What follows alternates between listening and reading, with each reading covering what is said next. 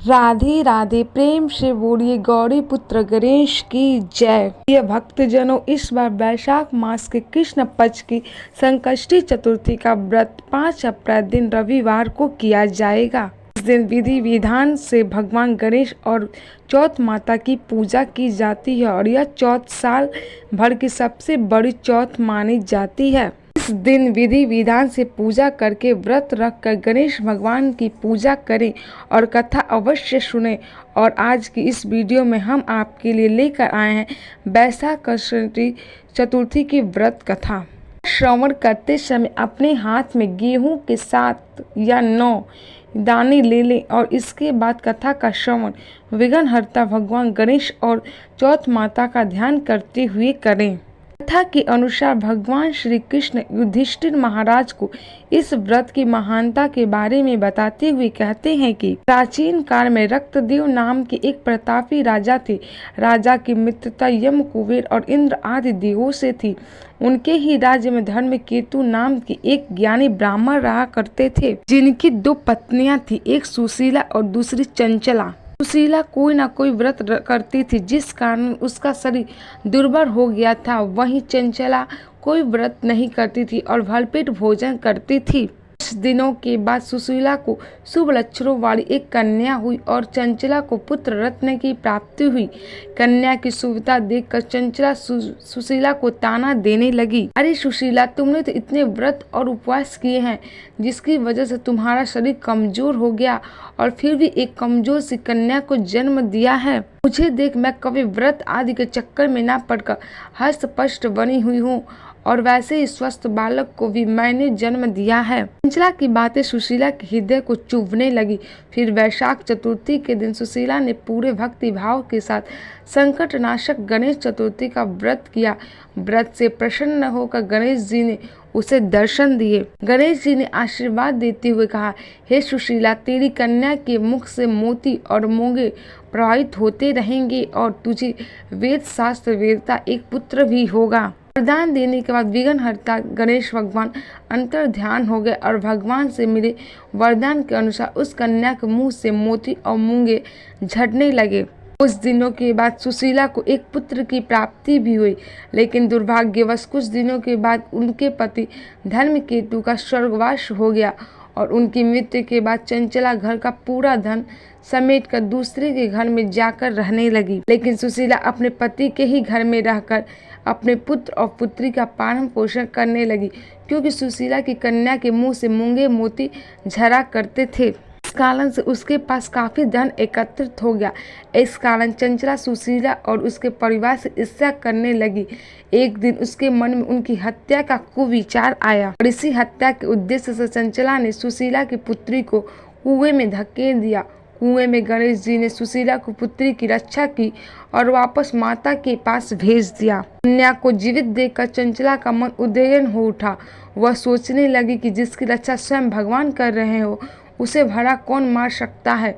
इधर सुशीला अपनी पुत्री को पुनः प्राप्त करके प्रसन्न हो गए और गणेश भगवान को धन्यवाद कहा। मन ही मन प्रार्थना भी की। उधर चंचला सुशीला की कन्या के चरणों में नतमस्तक हो गई और अपने किए की माफी मांगने लगी। चंचला ने सुशीला से कहा कि सुशीला, तुम तो बहुत दयावान हो, हमें क्षमा कर दो और अब तो दोनों कुलों का उद्धार केवल तुम ही कर सकती हो। इसकी रक्षा स्वयं भगवान करते हो, भला उसका कोई मनुष्य क्या बिगाड़ सकता है। इसके बाद सुशीला के कहे अनुसार चंचला ने भी वैशाख मास के कृष्ण पक्ष की चतुर्थी तिथि का व्रत किया। गणेश भगवान की कृपा से अब दोनों परिवार के बीच सब सही हो गया। जिस पर विघ्नहर्ता भगवान गणेश की कृपा होती है, उसके तो शत्रु भी मित्र बन जाते हैं। भगवान गणेश जी ने जिस प्रकार सुशीला की मदद की, उसी तरह वे सभी की मदद करें। सभी प्रेम से बोलिए विघ्नहर्ता भगवान गणेश की जय। भक्तजनों, अब सुनिए चंद्रदेव की कथा, क्योंकि आज के पावन दिन पर चंद्र देवता की पूजा का भी विधान है। ऐसा माना जाता है कि चंद्रदेव को भगवान श्री गणेश जी ने शाप दिया था और इस कथा का वर्णन श्री गणेश पुराण में भी मिलता है। कथा के अनुसार एक बार की बात है, कैलाश के शिव सदन में लोक पितामह ब्रह्मा जी कपूर गौरव शिव जी के समीप बैठे हुए थे। उसी समय वहां देवर्षि नारद भी पहुंचे। उनके पास एक बहुत सुंदर और स्वादिष्ट अपूर्व फल था। इसी फल को देवर्षि ने करुणामय उमाना शंकर जी के कर कमरों में अर्पित कर दिया। अद्भुत और सुंदर फल को पिता के हाथों में देखकर गणेश भगवान और कुमार कार्तिकेय दोनों ही बालक उससे आग्रहपूर्वक मांगने लगे। भगवान शिव ने ब्रह्मा जी से पूछा, हे ब्रह्मा जी, देवर्षि द्वारा दिया गया यह अपूर्व फल एक ही है और इसे गणेश जी और कुमार दोनों चाहते हैं। अब आप ही बताइए, इसे मैं किसको दूं? ब्रह्मा जी ने कुछ सोच विचार कर उत्तर दिया कि प्रभु गणेश जी के छोटे होने के कारण इस एकमात्र फल के अधिकारी तो खंडानंद अर्थात कार्तिक जी ही हैं।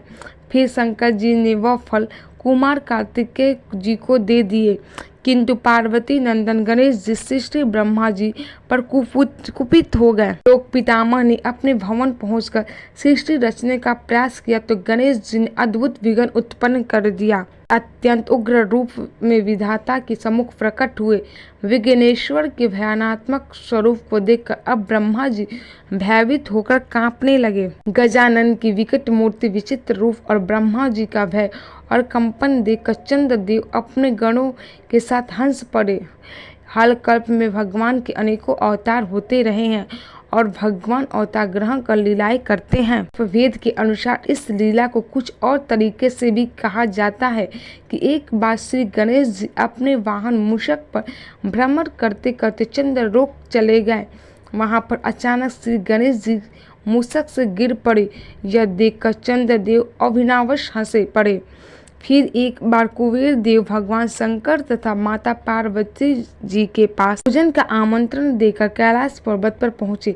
वे चाहते थे कि भगवान शिव तथा देवी पार्वती उनके महल में आकर उनके यहाँ भोजन करें, लेकिन भगवान शिव कुबेर देवता के आमंत्रण का कारण समझ गए। वे जानते थे कि कुबेर केवल अपनी धन संपत्ति का दिखावा करने के लिए उन्हें अपने महल में आमंत्रित कर रहे हैं, इसलिए उन्होंने कुछ महत्वपूर्ण कार्य में व्यस्त होने का कारण बतलाते हुए वहां जाने से मना कर दिया। देवी पार्वती जी भी महादेव के मन की बात समझ गईं। उन्होंने भी महादेव की हाँ में हाँ मिलाते हुए कहा कि अगर उनके स्वामी नहीं जा रहे तो हम भी अकेले नहीं जा सकते। अब ऐसे में कुबेर देव दुखी हो गए और भगवान शिव से प्रार्थना करने लगे। तब भगवान ने मुस्कुराकर कहा कि यदि आपको हमारी सेवा ही करनी है तो आप मेरे पुत्र गणेश जी को ले जाएं। गणेश आपको सेवा का पूर्ण मौका देंगे। अंत में कुबेर देव गणेश जी को ही ले जाने के लिए राजी हो गए। गणेश जी ने कुबेर देवता के महल में पेट भरकर भोजन किया। कुबेर देवता ने गणेश जी को खूब मिष्ठान खिलाए, लेकिन इतनी मिठाइयाँ खाने के बाद भी, तरह तरह के पकवान खाने के बाद भी गणेश जी का मन नहीं भरा और वे सोचने लगे कि यहाँ से निकलते समय वे कुछ मिठाइयाँ अपने ज्येष्ठ भ्राता कार्तिकेय जी के लिए भी लेकर जाएंगे और कुछ समय स्वयं ही रास्ते में खा लेंगे। यह सोचकर गणेश जी ने बहुत सी मिठाइयों को अपनी गोद में रखा और अपने मूषक पर सवार होकर चलने लगे।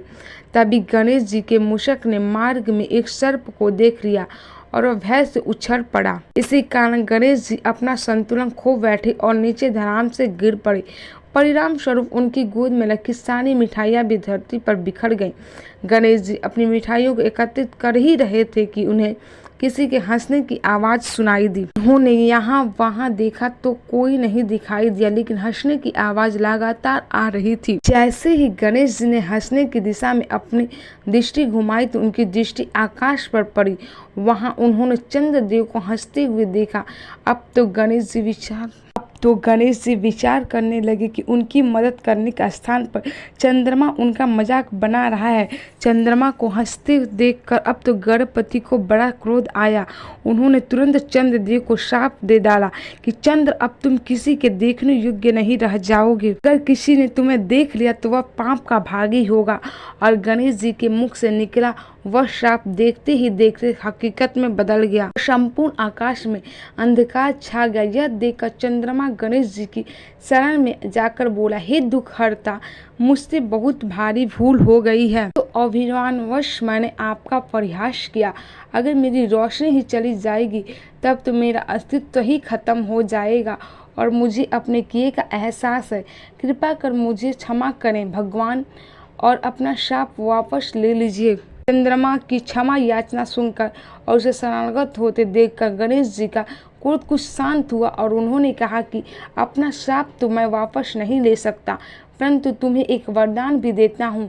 यह तो होगा ही कि तुम अपनी रोशनी को खो दोगे, परंतु 1 माह में 1 दिन के लिए। इसके अलावा तुम्हारा तेज 15 दिनों तक कम और उसके बाद 15 दिनों तक ज़्यादा होता रहेगा। इसके अलावा कुछ विशेष त्योहारों पर तुम्हारी पूजा भी की जाएगी और यह विशेष व्रत और त्यौहार तुम्हारी पूजा के बिना अधूरे माने जाएंगे। माना जाता है तभी से चंद्रमा का आकार घटता और बढ़ता रहता है और यही कारण है कि भगवान गणेश जी के द्वारा दिए गए वरदान के कारण गणेश चतुर्थी, करवा चौथ या पूर्णिमा आदि व्रतों के दौरान चंद्रदेव का पूजन अनिवार्य होता है। चंद्रदेव को मिले श्राप की एक और कथा प्रचलित है, जिसके अनुसार प्रजापति दक्ष की 27 पुत्रियां थीं, इनका चंद्रमा के साथ विवाह हुआ। प्रजापति दक्ष की शर्त थी कि चंद्रदेव अपनी सभी 27 पत्नियों के साथ एक समान व्यवहार करेंगे, लेकिन चंद्रमा को अपनी पत्नी रोहिणी से अधिक प्रेम था। इससे चंद्रदेव की बाकी पत्नियां दुखी रहती थीं। ऐसे में अपनी कन्याओं का दुख राजा दक्ष से देखा नहीं गया और उन्होंने चंद्रमा को श्राप दे डाला। राजा दक्ष के श्राप के कारण चंद्रमा को क्षय रोग हो गया और इस चंद्रमा का तेज धीरे धीरे कम होता गया। इसे श्राप के बाद कृष्ण पक्ष का शुरू हुआ। हालांकि श्राप के कारण चंद्रमा का अंत होने लगा और अपने अंत को रोकने के लिए चंद्रमा ब्रह्मा जी के पास सहायता के लिए गए। वहाँ उन्हें शिव जी की उपासना करने की सलाह दी गई। इसके बाद चंद्रमा की आराधना से भगवान शिव इतने प्रसन्न हुए कि उन्हें अपनी जटाओं में स्थान दिया, जिससे उनका तेज लौट आया और इस तरह से शुक्ल पक्ष प्रारंभ हुआ। चतुर्थी तिथि के दिन विघ्नहर्ता भगवान गणेश जी की पूजा करने के साथ साथ चौथ माता की पूजा करके कथा भी कही और सुनी जाती है। अब सुनिए 12 महीने सुनी जाने वाली चौथ माता की कहानी। एक बार एक नगर में एक बूढ़ी माँ रहती थी। वह अपने बेटे को हर संकट से बचाने के लिए 12 महीनों की चौथ का व्रत करती थी। हर चौथ को पंचाली से थोड़ा सा गुड़ और घी लेकर 4 लड्डू बनाती, एक बेटे को देती, एक से पूजा करती, एक हथकार के लिए निकालती और एक चंद्रमा उगने पर खुद खा लेती थी। एक बार उसका बेटा ताई से मिलने गया। उस दिन चौथ का दिन था। ताई ने भी व्रत रखा था। उसने ताई से पूछा कि माँ तो 12 चौथ करती है। तब ताई बोली, तेरी माँ तेरी कमाई से तलमाल खाने के लिए 12 चौथ करती है। तू परदेश जाए तो वह एक भी चौथ नहीं करेगी। लड़के को लगा ताई सच कह रही है। घर आकर उसने अपनी माँ से कहा, माँ मैं परदेश जा रहा हूँ, यहाँ तो मेरी कमाई खाने पीने में ही उड़ा देती है। माँ ने समझा कर रोकना चाहा पर बेटा नहीं माना। माँ ने उसे साथ ले जाने के लिए चौथ माता की आंखें दिए और कहा, मुसीबत में ये आंखें तेरी सहायता करेंगे। तब वह बेटा आंखें लेकर रवाना हो गया। घूमते हुए एक दूसरे नगर में जा पहुंचा। उसने देखा एक बूढ़ी माँ रोती जा रही थी और पुआ बनाते जा रही थी। उसने कारण पूछा तो बूढ़ी माँ ने कहा, बेटा इस नगर की पहाड़ी पर एक दैत्य रहता है। पहले वह नगर में आकर कई लोगों को खाने के लिए मार देता था। अब राजा हर घर से एक आदमी उस दैत्य के पास भेजता है और आज मेरे बेटे की बारी है, इसलिए रो रही हूँ और उसी के लिए पुए भी बना रही हूँ। तब लड़का बोला, तू पुए मुझे खिला दे, तेरे बेटे की जगह मैं चला जाता हूँ। तब बूढ़ी माँ ने खीर पुए उसे खिला दिए। खा पीकर वह सो गया। रात को राजा के सैनिक आए तो बूढ़ी माँ ने उसे भेज दिया। दैत्य के सामने पहुँचने पर उसने चौथ माता की आंखें दैत्य की तरफ फेंक कर कहा, हे चौथ माता, अगर मेरी माँ मेरी सलामती के लिए व्रत करती है तो दैत्य का सिर कटकर गिर जाए। कहते ही तुरंत दैत्य का सिर कट गया। लड़का वापस आ गया। अब राजा ने उससे उपहार देकर विदा किया। चलते हुआ वह एक दूसरे राजा के नगर में जा पहुंचा। इस राज्य में आवा तभी पकता था जब एक इंसान की बलि दी जाती थी। सिपाहियों ने उसे पकड़कर आवे में चुन दिया। लड़के ने आंखें आवे में डाले और कहा, हे चौथ माता, अगर मेरी माँ मेरे लिए व्रत करती है तो यह आवा मेरे लिए मेरी बलि बिना ही झट से पक आ जाए। आवा तुरंत पक गया। आवे में से मिट्टी की जगह सोने चांदी के बर्तन निकले। लड़का बोला, बर्तन धीरे धीरे निकालना, नहीं कहीं मुझे ना लग जाए। राजा ने उसे निकलवाया और उससे पूछा कि इस आवे से तुम कैसे बच गए। लड़के ने बताया कि उसकी माँ चौथ माता का व्रत करती है, व्रत के कारण ही वह बच पाया। राजा को विश्वास नहीं हुआ। उसने एक चांदी की सुराही मंगवाई और कहा कि सुराही की नली से निकाल कर दिखाओ, तभी मुझे विश्वास होगा। लड़के ने चौथ माता को एक बार फिर से याद करके आंखें सुराही में डाली और कहने लगा, मैं भौरा बनूं, सुराही से निकलूं। लड़का भौरा बनकर तुरंत सुराही से निकल गया। अब तो राजा ने प्रसन्न होकर राजकुमारी का विवाह उसके साथ करवा दिया और सभी लोगों को चौथ माता का व्रत करने के लिए कहा। उधर अब लड़के को अपनी माँ की याद आई। उसने राजा के पास जाकर खुद के नगर जाने की इच्छा जाहिर की। राजा ने रथ, घोड़े, हाथी और खूब सारा दान दहेज देकर उन्हें विदा कर दिया। चौथ के दिन वह लड़का अपने नगर पहुंचा। वह अकेला पंचाली के यहाँ माँ का इंतजार करने लगा। सोचा चौथ है तो माँ यहाँ जरूर आएगी। थोड़ी ही देर बाद लकड़ी ठेकती हुई उसकी माँ उसे आते हुए दिखाई दी। बेटा माँ के चरणों में गिर पड़ा, कहने लगा, माँ मैं तेरा बेटा हूँ, मुझे माफ़ कर दो। माँ ने उसे उठाकर गले लगा लिया।